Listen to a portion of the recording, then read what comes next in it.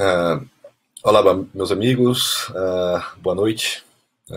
Vou falar um pouquinho hoje para vocês de um tema bastante controverso, pouco falados com os médicos, que é a incontinência fecal. Falar um pouquinho sobre os sintomas e algumas formas de tratamento dessa patologia, que é bastante complexa. Eu sou o Ramon Mendes, eu sou coloproctologista aqui em Salvador, temos o nosso serviço de fisiologia no retal, onde fazemos toda essa avaliação de pacientes com incontinência, investigação de todos os casos para iniciar o tratamento. Bem, como havia dito inicialmente, é um tema bastante polêmico. E assim, exige uma atenção importante dos médicos em relação a esse tema. Por quê? A maioria dos médicos não sabem que o paciente tem a incontinência fecal. Eles raramente questionam o paciente, ou o paciente fica à vontade de falar sobre a incontinência fecal. Mais de 20 milhões de pessoas somente nos Estados Unidos têm incontinência fecal. Você vê que tem muito mais pessoas com incontinência do que com Alzheimer, do que com asma, então é uma doença bastante prevalente e pouco difundida com os médicos e os pacientes sobre esse tema. Por que isso acontece? Muitas vezes o paciente vai ao médico e ele tem vergonha de perguntar. O médico tem receio de ficar perguntando ao paciente em relação a esse tema. Então, 50% dos médicos, eles não sabem que o paciente tem incontinência fecal. Em momento nenhum na consulta, eles falam sobre esse tema, eles debatem sobre esse tema. E a maioria dos pacientes que tem o problema deseja ajuda. Então, 65% dos pacientes desejam ajuda para tratar esses sintomas, mas muitos deles acabam não falando sobre os sintomas. Então, muitas vezes ele começa naquela parte de quebrar um pouco esse tabu. Então, ele sempre, onde ele vai, ele costuma estar sempre perto do banheiro, porque ele sabe que tiver uma urgência, ele tem aonde se deslocar, para onde ir. Começa a usar os protetores, usa absorvente, então sempre sai com um absorvente reserva, uma roupa reserva para poder substituir aquela roupa que pode vir a sujar, tá? Ele sempre deixa de fazer alguns passeios, algumas viagens, com medo de ter um quadro de incontinência e passar vergonha, ter algumas situações constrangedoras, tá? Começa a não querer ir para as festas de família, não querer ir para os casamentos, aniversários, começa a querer ficar em casa e começa a criar aquele sintoma de depressão. O paciente fica muito restrito à sua casa, então ele não quer mais sair e ele fica isolado. Então, o que é incontinência fecal? Então, também chamada de fuga acidental, incontinência intestinal. Então, é a dificuldade que o paciente tem em controlar os movimentos intestinais. Então, ele tem aquele desejo de evacuar e ele não consegue controlar, ele não consegue segurar esse desejo evacuatório. Tá? Então, muitas vezes ele tem algum escape inesperado que acaba sujando as vestes, ou por dejeções líquidas, ou algumas vezes até sólida, quando essa incontinência é um grau mais elevado. Tá? Ele tem urgência no banheiro, ele não aguenta esperar, se tem vontade ele tem que ir correndo, porque ele não tem força para segurar, ele não tem sustentação de segurar o desejo evacuatório, tá? E muitas vezes acaba melando a sua roupa e fazendo ele passar alguns momentos de constrangimento. Pra você ter uma ideia, então, 8 em cada 100 adultos, eles podem apresentar algum grau de incontinência fecal, tá? Então é um tema bastante importante, bastante relevante sobre isso aí. E como você pode recuperar esse controle? Como é que você faz para... Qual o caminho que eu devo seguir para retomar esse controle, né? Então, assim, parabenizar toda a equipe do grupo de Retoma o Controle por desenvolver esse projeto. Isso é um projeto que é extremamente importante, de estar difundindo a importância do tema, a relevância desse tema, ajudar os pacientes sobre entender um pouco mais sobre esse tema Isso é extremamente importante e parabenizar todo o grupo do Retoma o Controle por essa iniciativa. De tratamento. Então, os sintomas são aquelas perdas, aquelas sujando a roupa, escape, mas como vamos tratar? Tá? Primeira linha de tratamento, o paciente ele começa as medidas de defesa.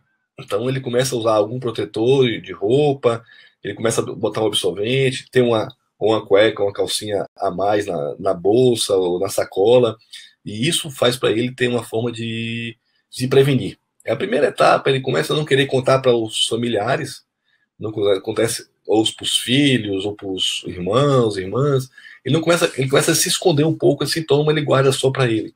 Aí, quando os familiares começam a perceber que realmente tá tendo, a roupa tá ficando um pouco suja, tá ficando melada, é que os familiares começam a se preocupar mais com ele sobre isso. E aí fica mais atento a esse sintoma.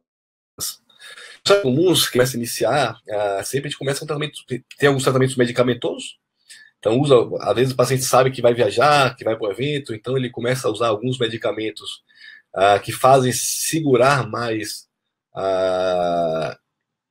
as dejeções do ritmo intestinal, então ele faz o ritmo intestinal ficar mais lento, e aí com isso ele retarda esse processo de perda, então ele tenta segurar mais. Existe sistema de irrigações, que ele faz irrigações anais para poder esvaziar o reto e dar tempo de ele sair para a rua, ir ao banco, ir ao supermercado, fazer alguma atividade fora do habitual. Tá? Existem os exercícios que podem ser feitos, alguns treinamentos nessa musculatura.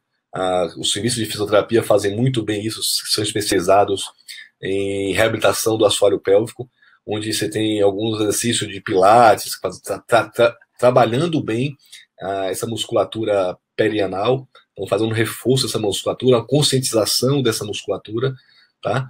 São as terapias que são bastante proveitosas e ajudam muito o paciente começa a ter uma boa recuperação, os pacientes respondem muito bem a essas terapias, tá?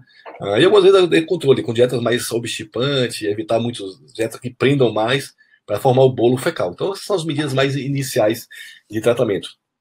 Algumas vezes, a gente pode partir para alguns procedimentos mais cirúrgicos, porém, alguns procedimentos cirúrgicos, como uma plástica no esfíncter anal, muitas vezes os resultados não são tão satisfatórios. Tá?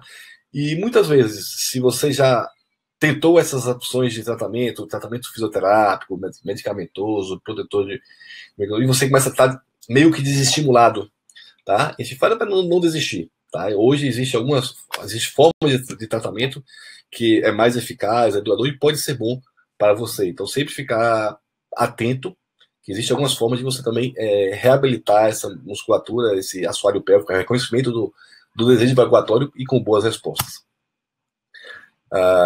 E aí, a gente começa a pensar na terapia de neuromodulação sacral. Tá? É uma forma de você aliviar seus sintomas, quanto os outros tratamentos falham. Então, seria o tratamento hoje que nós usamos muitas vezes, mais na falência dos outros dos tratamentos iniciais. Então, aqueles pacientes que respondem muito bem ao biofeedback, que têm boa resposta, ele ficou confortável, a gente mantém ele nesse tratamento. Se ele não tiver uma boa resposta, aí sim, a gente usa hoje a neuromodulação como aquela forma de tratamento que é a de escolha para a gente com melhores resultados. Né? E o que vem ser essa terapia? Como é que ela é feita? Qual é a função dela? Como é que ela consegue melhorar tanto e mudar a qualidade de vida dos pacientes? Então, aqueles pacientes que antigamente ficavam presos em casa, restritos em casa, que não queriam sair de casa, e aí começa a ter a sua vida social retomando, e tem maior volta ao desejo dele de seguir sua vida mais tranquila, mais normal. Então, existe um sistema de neuromodulação, tá? Ela provoca um estímulo elétrico nos nervos ali que faz a percepção intestinal, tá? E ele faz essa neuromodulação, ele faz a comunicação com os nervos sacrais, que é nessa região do reto, que isso vai fazer alguns estímulos para o paciente começar a ter a percepção melhor dessa musculatura, da presença fecal, tá? Então, é uma das formas que a gente usa hoje. Tá? Ela constitui uma fase de teste, um período de teste, que a gente bota um eletrodo externo, e esse eletrodo externo, ele procura, muitas vezes, ver se você vai responder bem a esse tipo de terapia. Tá? Quem é candidato para essa terapia? Quem são as pessoas que podem realizar essa terapia? Tá? Sempre pacientes que têm problemas crônicos de incontinência, então aqueles pacientes que já sofrem de incontinência, já tem privação local, que tem muitas perdas, que começam a não perder a sua vida social. Então é um paciente que deve sim ser iniciado uma reabilitação dessa região. Tá? Paciente que já fez tratamento fisioterápico, paciente que já tentou algum tratamento clínico e realmente não teve resposta. Tá? O paciente também precisa ser orientado, porque ele vai ter um controle desse sistema, então ele tem um dispositivo que vai fazer ele ter um controle desse neuromodulador, tá? E então aqueles pacientes também que respondem ao período de teste. Então a gente faz um período de teste, 15 dias após, após esse período de teste, a gente vai e faz implanta o gerador principal, se ele responder bem ao período de teste. Tá? Então, como é que funciona? Então a gente insere nos nervos ali dos nervos S3, tá? São os nervos que estimulam essa região, a percepção perineal, tá? Ele é iniciado uma descarga elétrica bem suave, o paciente praticamente nem percebe essa descarga elétrica, tá? E muitas vezes essa descarga elétrica vem a partir desse gerador. O gerador, ele vai fazer esses estímulos, tá? E com isso, ele vai começar a ter a percepção. Então, aquele reflexo que ia, a mensagem que vinha do sacro, do canal oral, para o cérebro, ele começa a fazer esse estímulo, você tem essa percepção melhor, tá? E esse estímulo, você usa primeiro o estímulo externo, e se o paciente responder bem, você vai trocar por um gerador interno, que vai manter por longo tempo essa melhora da continência fecal do paciente.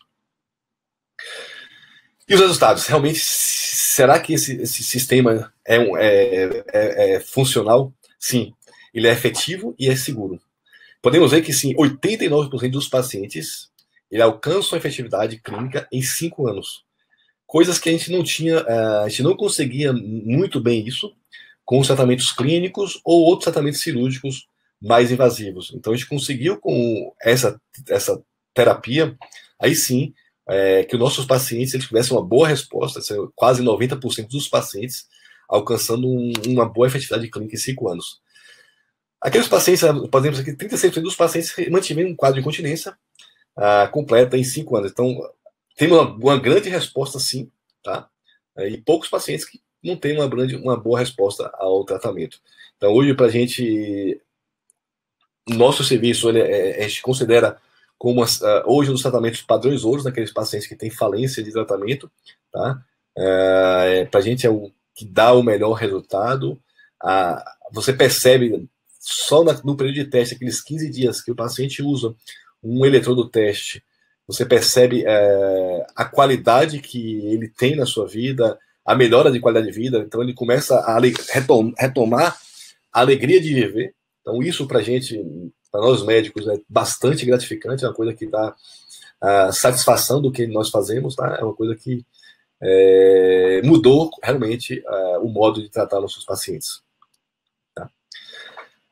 Como se deve fazer? Então, você pode entrar no site do Retomo Controle, tá? Lá você vai ter vários vídeos explicando como é feito o procedimento, o passo a passo, buscar um médico que é especialista, que saiba cuidar desse problema.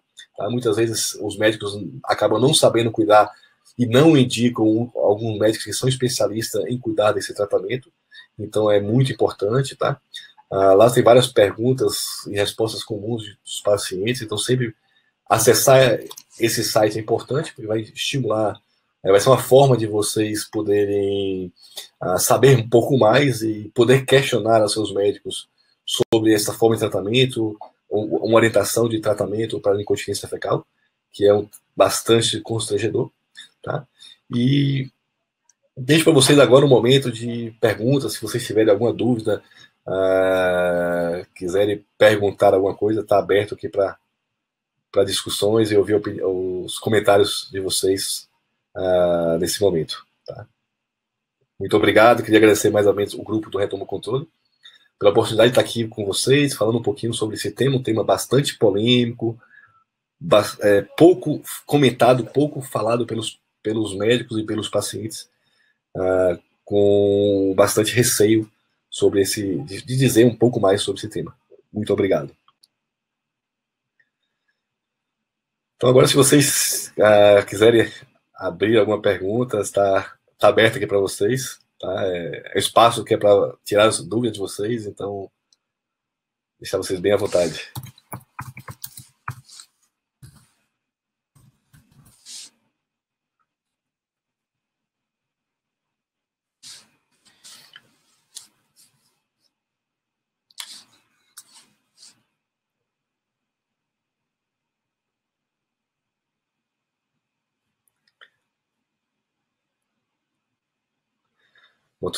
Respondendo aqui uma pergunta da dos internautas nossos que estão perguntando se a incontinência fecal pode acontecer em qualquer idade. Pode sim, tá? Um dos fatores realmente acontece comumente em pacientes mais idosos, tá? Então é mais comum pela uma fraqueza da musculatura.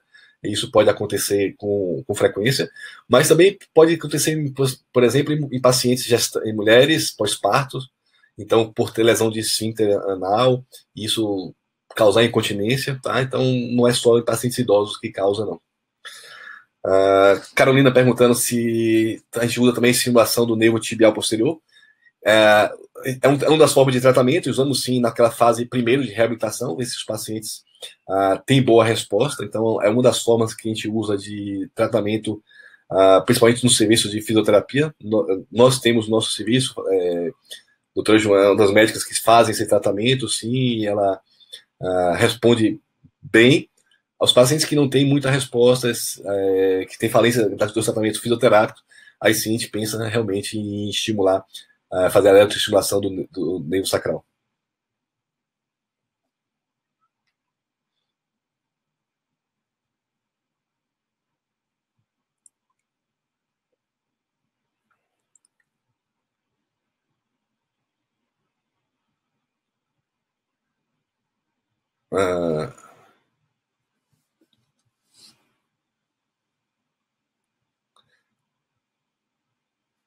Respondendo aqui mais uma dúvida, então assim, é importante a gente debater mais sobre esse tema, acho que é algo que é pouco dito, então assim, acho que tem que a gente temos que ir para consulta. Acho que os pacientes que começam a ter sintomas de incontinência, eles devem começar a ter um caderninho de anotação, porque anotar a frequência que eles sujam a roupa, a frequência que eles vão ao banheiro, o tempo que eles levam, o tempo de sustentação que eles têm, que eles aguentam segurar o ato de evacuar. Então, isso é bastante importante, tá? E por ser um tema constrangedor, falar que sofre disso, muitas pessoas não comentam, tá? Então, é importante ter esse cuidado. Se pacientes após radioterapia, pode ser usada a neuromodulação. Pode, não é contraindicação o uso da radioterapia para neuromodulação, tá? É uma das formas de terapia, mas sempre a gente procura primeiro o tratamento clínico, tá? Com a fisioterapia do assoalho pélvico, mas é possível sim você usar a neuromodulação naqueles pacientes que têm incontinência pós-tratamento radioterápico. É possível sim. É sempre bom esperar um tempo, tá? Não é terminando a radioterapia e fazer um tratamento desse, mas é factível sim a aplicação da radioterapia, da neuromodulação dos pacientes pós-rádio.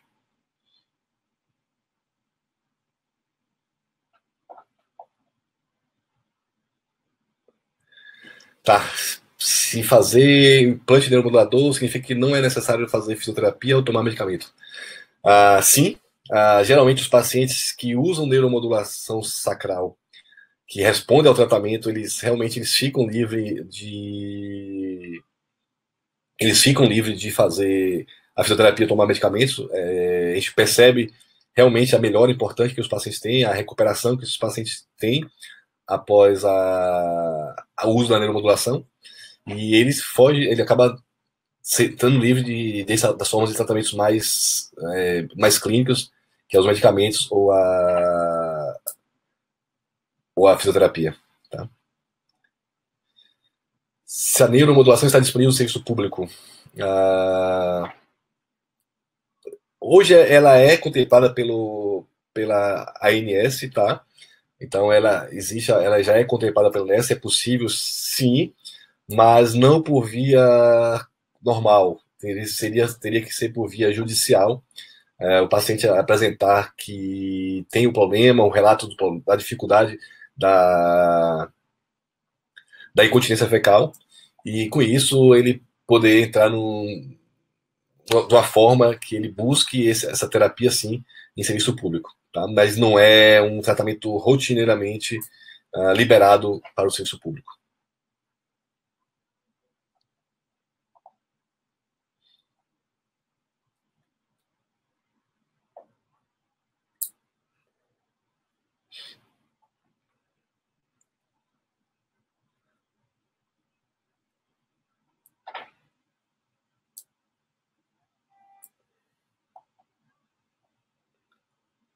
Ok.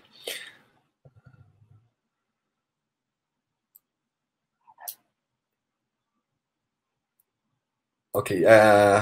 Então, assim, a neuromodulação hoje para a gente é um passa acaba se tornando hoje para nós médicos o padrão ouro, tá? É o padrão ouro para a gente, sim, da incontinência fecal.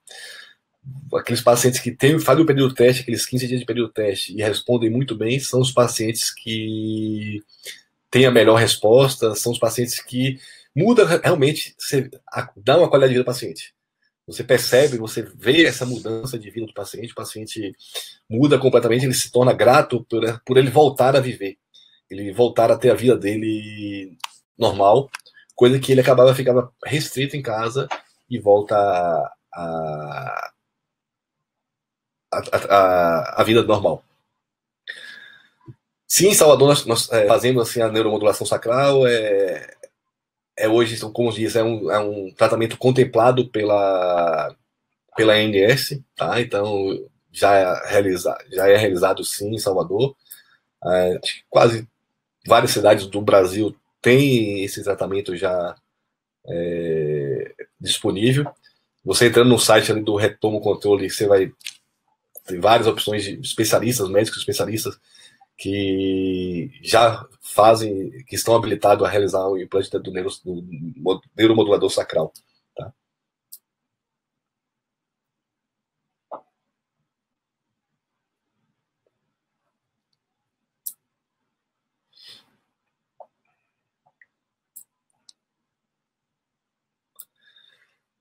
Ok. Se precisa trocar o aparelho, se o paciente tem vida útil. Tá? Geralmente, funciona como se fosse um marca-passo. Tá? Então, muitas vezes, o sistema de neuromodulação sacral, a vida útil do neuromodulador sacral, ele dura mais ou menos em volta de uns 5 anos, que é o tempo da bateria. Tá? Que você pode trocar esse dispositivo à medida que se o paciente não tem uma resposta, a bateria para de funcionar, realmente você pode fazer a troca desse neuromodulador. Na verdade, só o dispositivo, tá? Os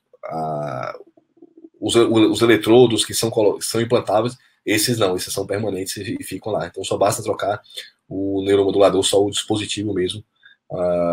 Dura em média mais ou menos 5, 6 anos, até 8 anos. Depende da intensidade de voltagem que o paciente usa. E aí a gente precisa mudar esse aparelho.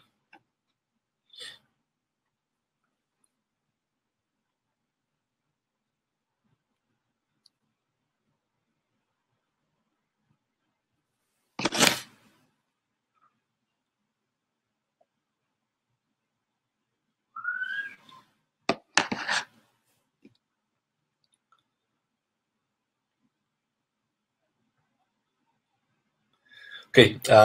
Espero que tenha. respondido todas as perguntas. Espero que vocês tenham gostado sobre o tema. Acho que o tema aqui é bastante polêmico e a gente tem que realmente cada vez mais estimular as pessoas a falarem sobre o tema, perder o pudor, a vergonha de falar sobre esse tema. Então é extremamente importante esse ponto. Tá? Acho que é isso que nós temos que fazer, nossos pacientes, difundir a informação, passar mais informações das pessoas. Acho que é o ponto-chave do nosso webinar aqui hoje. Foi exatamente falar um pouco sobre a incontinência, falar um pouco sobre o tratamento, as formas de tratamento, e também poder tirar dúvidas dos nossos internautas que estão aí online nesse momento. Tá? Queria mais uma vez agradecer ao convite de poder estar participando desse webinar. Espero que esse seja o primeiro de vários outros que possamos fazer com vocês, poder difundir mais essa técnica, difundir mais sobre esse tratamento, sobre esse tema. É um tema que precisa ser mais vezes debatido, e em outros momentos estaremos aqui junto falando sobre esse tema. Muito obrigado a todos, muito obrigado pela paciência de vocês estarem aqui nesse horário com a gente, falando um pouco sobre esse tema. Deve poder estar aqui novamente com vocês. Muito obrigado.